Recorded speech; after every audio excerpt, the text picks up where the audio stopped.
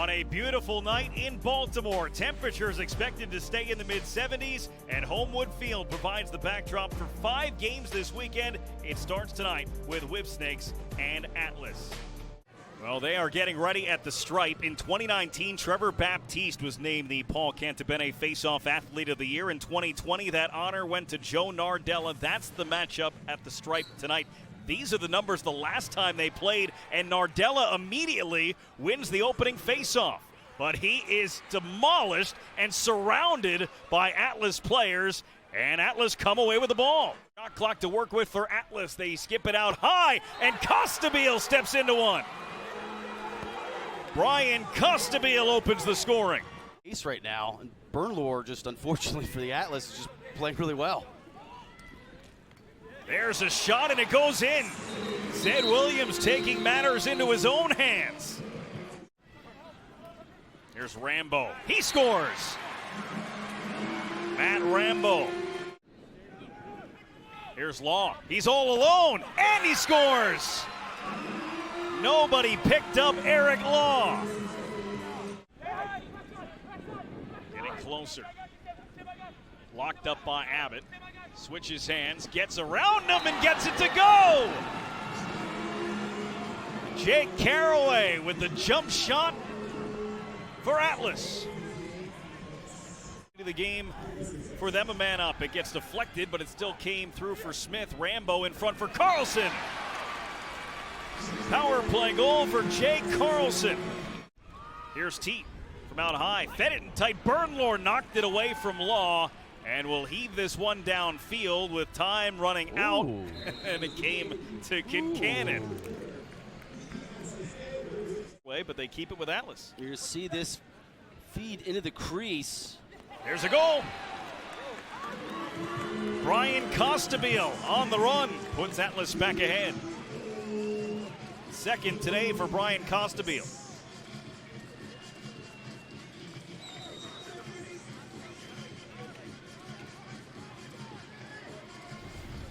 You know the Maryland native has got to be excited about playing at Homewood. I mean, severe angle. And you're going to see him kind of pull his stick across his head, a little bit of a twister there. Second time. Adams. Right down the middle, that shot bounced to Law, and he puts it home. Not the way they drew it up, but Eric Law able to adjust for Atlas. Here's Costabile with the shot clock at 1.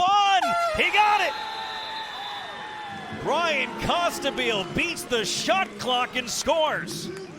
It's a 5-1 run for Atlas. See, Abbott gets a little piece of his stick on that trail check. That's just not enough. Costabile too big, too fast, too strong. Oh, clearly off in time. Caraway couldn't keep that ball alive for Atlas. Instead, it is Smith the other way and finding a cutting Carlson with the pump fake, and he scores. It's Picaro. 40 seconds to go in the quarter. Caraway, that's a 2-pointer.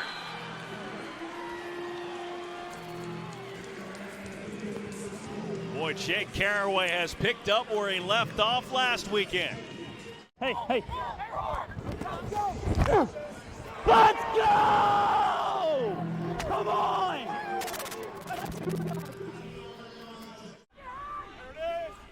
Now Rambo. Got a little bit of a separation, and it leaks through Kincannon. Kincannon got a lot of it, but not all of it. 2.9 on the clock here for Whipsnakes. Try and cut into this large lead. And that is it.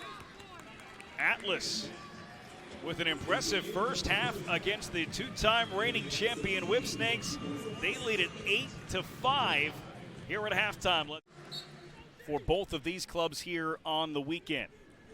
3-goal lead for Atlas, and Baptiste is at it again as he comes up with the first possession of the second half for Atlas. And now Earhart winding up, and he scores!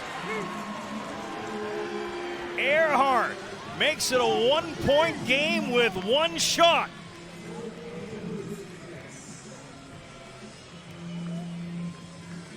And I just referenced at halftime Kincannon being so strong and tight that at times he struggles from the outside. Earhart, you've got to step out. You know, if we've learned anything through the first 2 weeks, Brendan, it's that 15-yard mark doesn't mean anything. We've seen guys score from 3, 4. I think Ian McKay had one from 22 yards. Yeah. Teat with the feed. It skipped on through. Caraway slinging it. Jake Caraway, his 3rd goal, his 5th point already. Smith swings it for Bernhardt. Bernhardt loads it up and scores. Jake Bernhardt. That pass intended for Teat was flagged down by Earhart. He's able to goose it to Dunn, and Whipsnakes come away with it. Here's Muller, moves it. Smith buries it. The ground ball for Rexroad. Room to operate here for Adams. Adams, the dish was too tall for Teat, and this one heaved downfield just as the clock hits zeros in the 3rd quarter. Whipsnakes 4 goals on 10 shots in the 3rd quarter. And this one will go to Nardella. To Caraway with 7. Caraway just stuffed that time.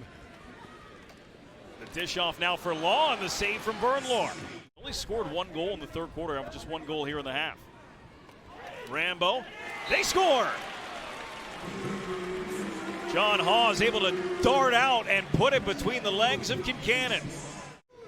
Here's Teat in his PLL debut. Just kind of got caught in between, and it was altered by Dunn. And the ball back to Whipsnakes is Connor Kirst from 1. The big hammer came down from Durkin. Whipsnakes still able to get possession as Lanian scores! Chris Aslanian has given Whipsnakes a 2-goal lead here in the 4th quarter. Here he is.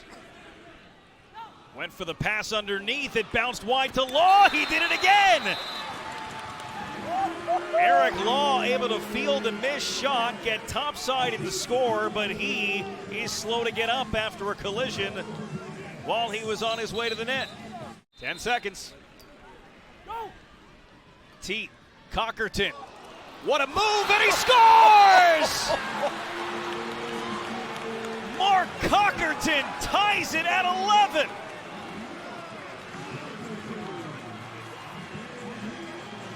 I mean, come on.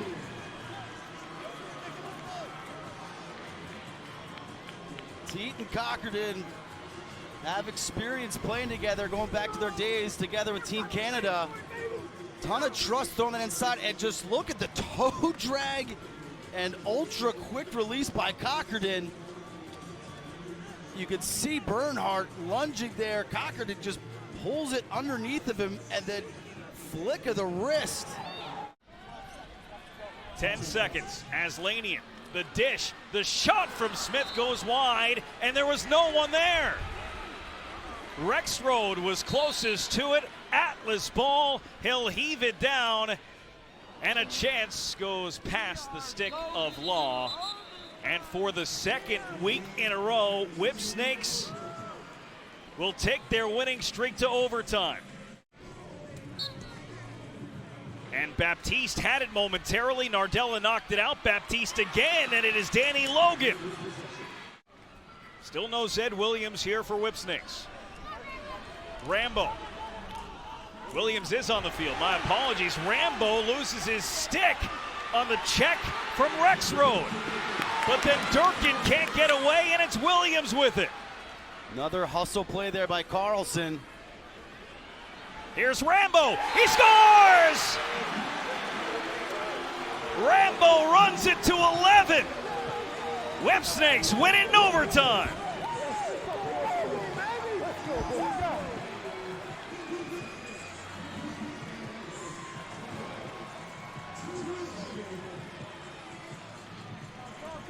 Back-to-back overtime wins for Whipsnakes. And they are 3-0 to start the season. They have won 11 consecutive games. Let's start with the defensive play here. You're going to see the heady double team by Rexroad. Atlas scoop it up.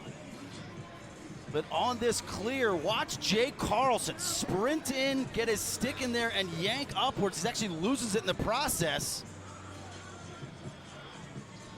And while everyone kind of settles down, Rambo goes, I got other ideas.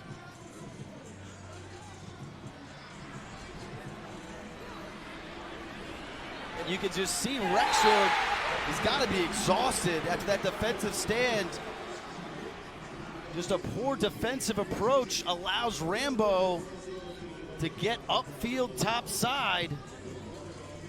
And before the defense and Concannon realize kind of what's happened after that turnover, Rambo ends it. Thanks, guys. Matt, overtime winner, back-to-back weeks in overtime, 11 straight wins. What does it say about the resilience of this team? We started off slow.